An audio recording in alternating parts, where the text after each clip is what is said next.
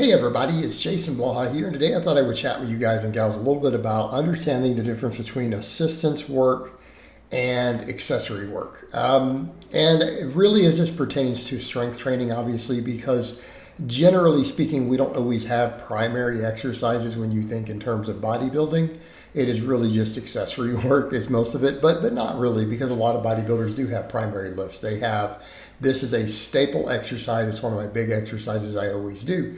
And it might be a bench press. It might be the incline bench. It might be the back squat, the leg press, whatever. You do have bodybuilders who do have, hey, I have some big compound movements that stay in my program all the time. I never take them out. They're my favorites. They're my base builders. So this can still apply to them to some extent as far as having a primary. But as far as the other things go, a lot of times there's confusion regarding what is assistance and what is accessory. Because people say, well, this is an assistance or accessory exercise to your squat or your bench press or to an overhead press or whatever it happens to be. And those are a primary lift, of course, up front. So in order for something to be an assistance or an accessory, you need to think in terms of what's the primary exercise. And, some of the primary exercises I recommend are squat, bench, deadlift, pull-up. Okay? Those are way up there for me for what I recommend for most people, at least for base building. But for powerlifting or any other strength sport, it'll be your primary lift. So when we're talking about assistance and accessory, we're saying what's going to carry over to those or what's going to build them up. And I think where the confusion comes in is that assistance work has carryover. Okay? Now people say, well, I don't understand. Doesn't any time the muscle get bigger, it has carryover? No, just a bigger muscle is a bigger muscle with more force production. Assistance means we look at the main lift. So let's take a back squat. Okay, right here, you see me doing a back squat. Well, what would be an assistance? What would have carryover to a back squat? How about a long pause squat? Well, that makes sense. Yeah, it's a different lift, right? It's a different lift. How about a pen squat? Well, yeah, that's also has carryover, right? It's a similar enough movement pattern that if you are weak at a certain point in a back squat and you do pen work right at that weak point or say an inch below it, and you come to a dead stop on the pins and drive it up, is it going to help you get better at where you're weakest at? Well, yeah, it makes a lot of sense. It's a similar enough exercise. Okay, a box squat could have its own carryover. Assistance work. How about a front squat? Maybe if you're struggling staying upright. Okay, absolutely, an assistance exercise. Same thing, let's talk about bench press.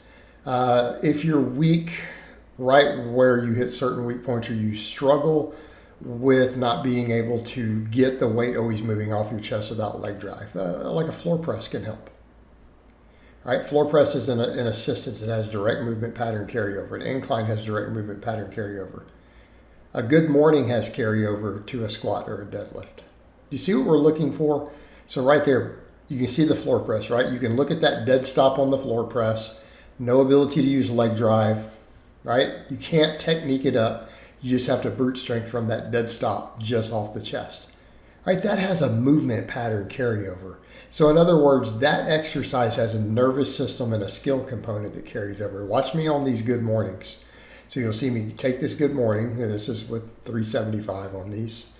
You'll see me come down and you'll look at what happens on that movement pattern. See that hip hinge? Will that have a movement pattern carry over to a back squat? If you get turned into a taco on your squat, if you have a back squat to where you go to lock it, you get it out of the hole and it comes up, and then you get folded like a taco and you can't drive through.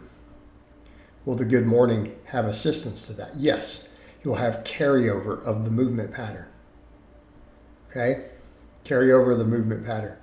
Now, we could argue over here the axle bar deadlift is do the same thing for a deadlift if grip is weak.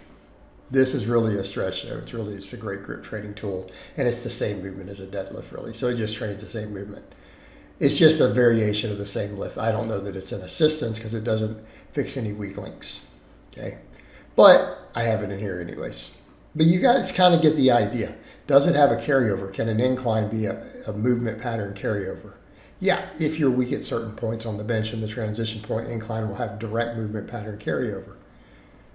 Dumbbell press, not so much the same. Because now we're getting way too different. So does a dumbbell press? Probably not. How about a tricep press down? No, there's no movement pattern carryover. Too different of a movement. But what do those do? They get us bigger. Well, people will say, well, that will bring up your bench. Of course it will. It's like a leg press will bring up your squat, but it's not doing it through the movement pattern anymore, is it? So how is it doing it? Well, it gets you bigger. Will a leg press give you bigger glutes and bigger quads? Well, yeah, if you train it hard enough, it will. Works really well. So those are primary movers in your back squat. Therefore, it's an accessory. Okay, it doesn't have movement pattern carryover. It makes you bigger. Does a barbell curl have carryover to a pull-up or a chin-up? Probably not, but will it make your biceps bigger? Yeah. Will bigger biceps improve your chin-up? Yes. Okay, so here's your big difference. Obviously, assistance exercises put muscle on you, but they also have a movement pattern carryover. Right? The movement pattern will carry over to a weak link in the movement. It'll help you with some weak point in the movement, or a bracing, or a position, or where the bar just slows down.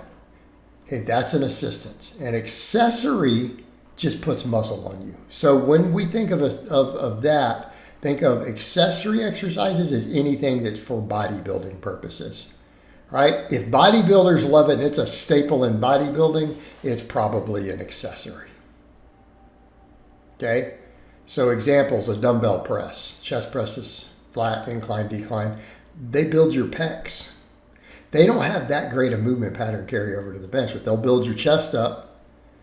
Well, that'll make your bench go because it got bigger. So that's what you need to be asking of the difference between the two. A tricep extension, there's no movement pattern carryover. It's a single joint exercise.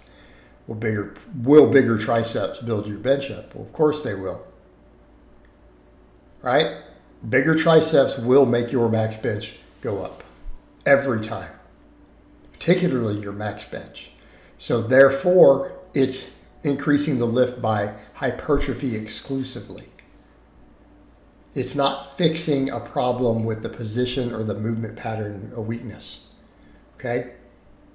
So assistance has a movement pattern and technique carryover, or fixes a specific weak point in the movement pattern.